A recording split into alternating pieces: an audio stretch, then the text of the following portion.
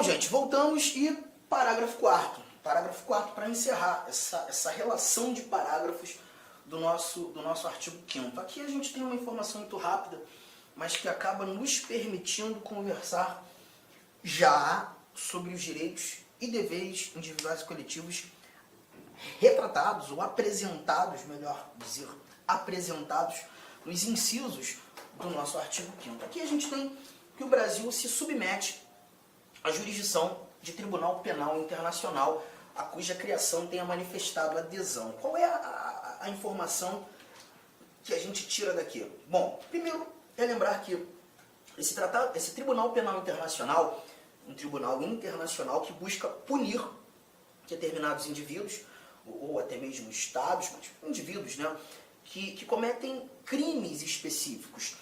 O Estatuto de Roma não é necessário examiná-lo, estudá-lo, pelo menos aqui no âmbito do direito constitucional, mas eu só cito, é justamente a regulamentação, as regras de processo e julgamento desse Tribunal Penal Internacional. Esse Tribunal Penal Internacional, ele também é conhecido, né, de maneira informal, e isso você escuta na televisão, como Tribunal de Haia, ou Tribunal Internacional dos Direitos Humanos. E ele busca julgar indivíduos que cometam crimes de guerra, crimes de genocídio, crimes contra a humanidade. Então é um tribunal organizado, né, sustentado, desenhado, delineado pela Organização das Nações Unidas. E a proposta é justamente essa, punir indivíduos que cometam tais crimes. Esse parágrafo 4º, ele não existia na redação original da Constituição de 88. Ele surge aqui por meio de emenda constitucional. A mesma emenda constitucional 45 de 2004 que fez nascer esse parágrafo 3º que nós conversamos agora há pouco, né? E nesse parágrafo 4º nós encontramos a recomendação dessa jurisdição, né, que o Brasil submete à jurisdição. Então o que eu quero que você perceba é que se porventura um brasileiro, né, cometer crimes que sejam de competência do Tribunal Penal Internacional, o Brasil não vai se opor que esse indivíduo brasileiro seja julgado no Tribunal Penal Internacional. E Arthur, o que está me incomodando aqui você falou que esse tribunal é um tribunal chamado também de Tribunal de Haia. Haia é uma cidade na Holanda. Então a sede desse tribunal não está no Brasil, por óbvio, está num país europeu. E se o Brasil se submete a essa jurisdição, caso o Brasil, caso um brasileiro cometa um crime que seja de jurisdição do TPI, esse brasileiro vai ser extraditado para a Holanda para ser julgado lá? Porque essa é a minha dúvida que paira aqui, né? Vai ser extraditado? Não, ele não vai ser extraditado, não há que se falar em extradição. Ah, mas como é que esse julgamento vai acontecer? Aqui você tem o chamado Instituto da Entrega. Esse brasileiro será entregue a julgamento, tá? Arthur, não estou entendendo, não sei o que é extradição, não sei o que é entrega, você está me deixando meio confuso. Então vamos falar de extradição nesse momento. Volta aí, pega a sua Constituição, pega aí os seus slides e nós chegaremos a esse nosso inciso 51. O inciso 51 está aqui na tela. A gente vai conversar sobre extradição, tá? Primeira coisa, quando a gente fala de extradição, a gente está falando de uma comunicação que será alinhavada entre dois estados soberanos e a pretensão dessa comunicação é justamente decidir pelo destino de um determinado indivíduo, pretenso autor de um crime, ou um indivíduo já julgado, condenado, né? E aí os países eles articulam essa comunicação no intuito de saber qual deles irá julgar esse indivíduo ou fará com que aquela pena seja cumprida. A extradição nada mais é do que uma comunicação entre países, buscando decidir sobre o destino de um determinado indivíduo criminoso ou presumidamente criminoso. Tá? E aí a leitura traz isso pra gente. Está aqui atrás, acompanha. Nenhum brasileiro será extraditado, salvo o naturalizado. Em caso de crime comum praticado antes da naturalização ou de comprovado envolvimento em tráfico ilícito de entorpecentes e drogas afins na forma da lei. Essa extradição que a gente está tirando aqui, do inciso 51, é a extradição que nós chamamos de extradição passiva. Nesse momento, o Brasil não está fazendo pedido de extradição. O Brasil não está buscando trazer um indivíduo para cá. Na realidade, o Brasil está recebendo um pedido. Chegamos à conclusão, então, que esse indivíduo está no Brasil. E é um outro país que pede para que ele seja julgado lá ou cumpra a pena lá. O Brasil recebe o pedido de um outro país e agora vai ter que decidir se extradita ou não extradita. Essa é a figura da extradição passiva. Temos a extradição ativa? Sim, nós temos a extradição ativa. A extradição ativa é o Brasil fazendo pedido, né? A gente já viu aí alguns cenários há um tempo atrás, você acompanhou na mídia, 2 brasileiros natos, inclusive, que foram pegos na Indonésia, né? Justamente por conta do tráfico ilícito de entorpecentes. Os nomes, Marco Archer e Rodrigo Goulart. Os 2 foram executados. Na Indonésia, o tráfico ilícito de entorpecentes enseja a pena de morte. E como foram presos lá, né, encararam o corredor da morte. O Brasil se preocupou com os seus nacionais, o Brasil se preocupou com os seus brasileiros e pediu pela extradição. A Indonésia negou. Negou, julgou, condenou e executou. Os 2 foram executados, a pena lá, inclusive, ela é executada por fuzilamento, né? Os 2 foram fuzilados. Mas o Brasil fez o pedido de extradição. Nesse conjunto de informações, o Brasil praticou a tal da extradição ativa, pediu pela extradição. Só que essa extradição ativa ela não é citada aqui no nosso texto constitucional. O texto constitucional ele separou apenas informações sobre a extradição passiva. E é essa que nós iremos colocar aqui no caderno. Preste bastante atenção. Nenhum brasileiro será extraditado, salvo o naturalizado. Nenhum brasileiro será extraditado, salvo o naturalizado. Qual é a primeira conclusão que a gente tira daqui? Artigo 5º, inciso 51. Extradição passiva de brasileiros.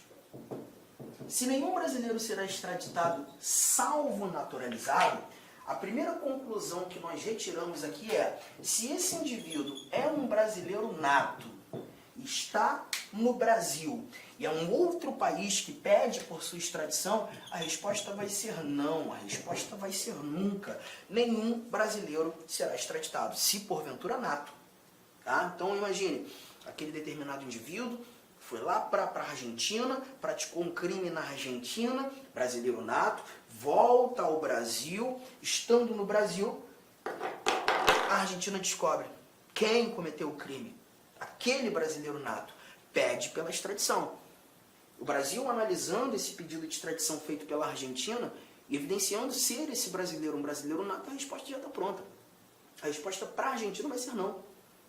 Agora, Arthur, ele pode ser condenado? Pode ser julgado? Pode, mas se porventura julgado, será julgado aqui no Brasil, pelas leis brasileiras. Juntos? Tranquilo?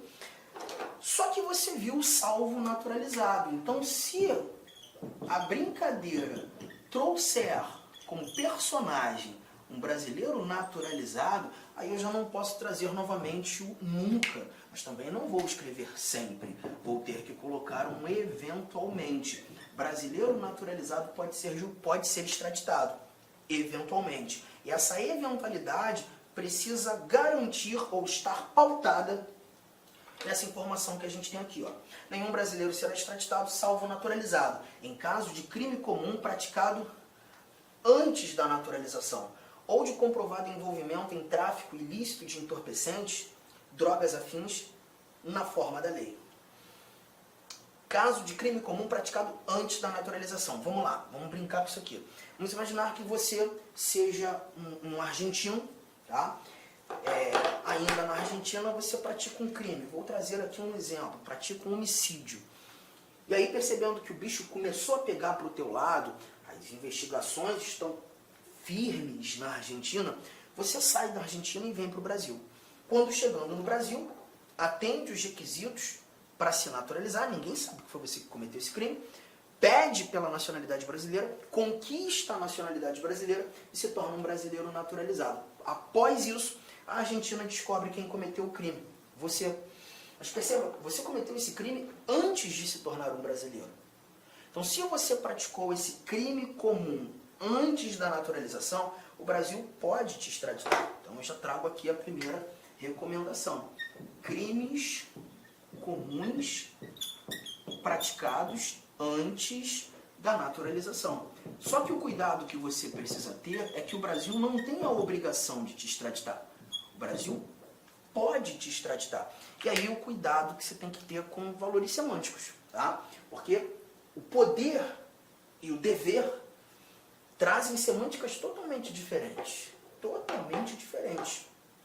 Lembre-se que a dignidade da pessoa humana é um fundamento da República Federativa do Brasil. E já que estamos falando de uma comunicação entre países, entre estados soberanos, quando nós estudávamos os princípios fundamentais, você viu os princípios que regem as relações internacionais. E dentre eles, precisamente o inciso 2º do artigo 4º, a prevalência dos direitos humanos. Se, aos olhos do Brasil, e quem julga o pedido de extradição é o Supremo Tribunal Federal, tá? Isso está lá no artigo 102, inciso 1º, a linha G do texto constitucional. Se aos olhos do Supremo Tribunal Federal, o órgão competente para julgar o pedido de extradição, for mais digno vê-lo sendo julgado aqui e não lá, ainda que você tenha cometido esse crime comum antes da naturalização, o Brasil pode dizer não à Argentina. O Brasil não é obrigado a te extraditar. Pode te extraditar. Pode te extraditar. Beleza? Guardou essa informação? Só que voltando para a redação, nós temos aqui, ó, em caso de crime comum praticado antes da naturalização ou de comprovado envolvimento em tráfico ilícito de entorpecentes, drogas afins, na forma da lei. Então, comprovado envolvimento em tráfico ilícito de entorpecentes também enseja a extradição. Só que nesse caso, quando tratando desse crime em especial, desse crime específico, a gente não tem a necessidade de avaliar se, porventura, o comprovado envolvimento aconteceu antes da naturalização ou depois da naturalização. Seja antes, seja depois, a extradição vai ser discutida. Possível a extradição. Então eu tenho que trazer mais uma seta e te lembrar que, nesse caso, quando tratando do tráfico ilícito de entorpecente, não nos interessa o momento. Tenha sido antes ou depois da naturalização, antes ou depois da naturalização, a extradição pode acontecer. A extradição pode acontecer. Legal? Só que você está percebendo que eu estou enfatizando pode acontecer. De novo, gente, não é uma obrigação, é uma possibilidade. Não é uma obrigação, é uma possibilidade. O Brasil pode extraditar, mas não é obrigado. Legal? De novo, a dignidade da pessoa humana é um elemento preponderante para que haja ali, né, a concessão da extradição.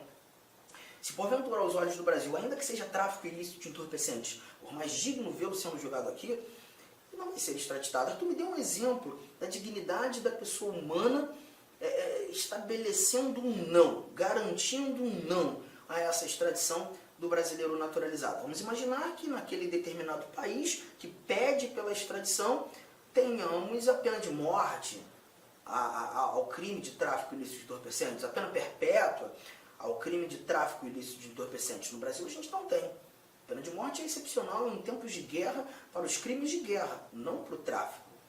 E se esse país que pede pela extradição não alinhavar com o Brasil a garantia da aplicabilidade de uma pena que é possível ser aplicada no Brasil, certamente o Brasil vai dizer não, olha, tudo bem, cometeu o crime, mas não posso extraditar. É mais digno vê-lo sendo julgado aqui. Então, ainda que seja um brasileiro naturalizado envolvido no tráfico ilícito de entorpecentes, motivo do pedido de extradição, o Brasil pode dizer não. Tá, entendi. Agora, por que quando um brasileiro comete um crime que seja de competência do Tribunal Penal Internacional, ele pode ser julgado lá, na sede do TPI, na Holanda? Isso não seria extradição? E mais, o exemplo... Inicialmente eu gostaria de pedir licença para vocês, pois interrompi seus estudos, mas este vídeo é um vídeo demonstrativo para você conhecer os nossos processos.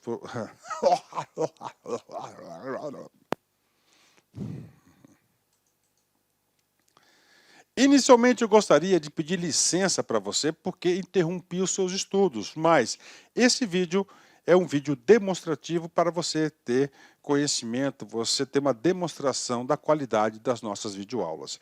Eu sou o professor Lac, coordenador pedagógico da LA Concursos e especialista em concursos públicos.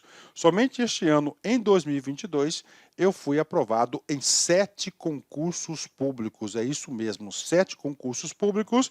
E em 2022, a minha meta pessoal é de ser aprovado em 10 concursos por ano. E eu acredito que eu vou conseguir ser aprovado. E eu estou aqui para te ajudar nessa caminhada vitoriosa do concurso do INSS. O nosso curso online, ele é um curso super atualizado, super competitivo, ele fecha o edital, ele é top de linha e eu tenho certeza, se você seguir as nossas orientações pedagógicas, se você seguir o nosso cronograma de estudos, a nossa metodologia, que é o Personal Coach. O que é personal? É pessoal. O que é coach? Coach é pessoal. Coach é treinador. Então você tem um treinador pessoal de concurso. Essa metodologia ela é baseada na ciência da administração, ou seja, resultado, meta. Todo dia você tem uma meta, meta. Cara, se você cumprir essa meta, cara, papo sério, cara, você vai ser outra pessoa e eu tenho certeza que você vai ter competitividade para ser aprovado. A LA Concursos não saiu do nada. O último concurso do INSS, por exemplo, que teve o edital publicado em 2015 e a prova foi aplicada, salvo engano, em abril de 2016, eram 2.000 vagas, 2.200 vagas, né? 2.200 vagas, e nós tivemos a honra de aprovar 204 alunos dentro, tá, do número de vagas. É isso mesmo, 204 alunos. E neste concurso, nesse certame, nós queremos superar a nossa meta. Essa turma, já tivemos 4 turmas pré-editais, agora a gente está na turma pós-edital do INSS 2022. Bacana? Professor, quanto custa? Está aqui, ó, apenas 10 parcelas de R$30 o nosso curso online, e nós temos o curso presencial também com transmissão ao vivo, né? Olha aí, né? Só para uma postagem do nosso Instagram lá de 2016, né? 204 alunos aprovados, ok? Meus amigos, minhas amigas, espero vocês aqui na LA Concursos. Vocês podem ter certeza que eu, professor Lac, eu farei de tudo mesmo, para que você atinja, alcance o seu resultado.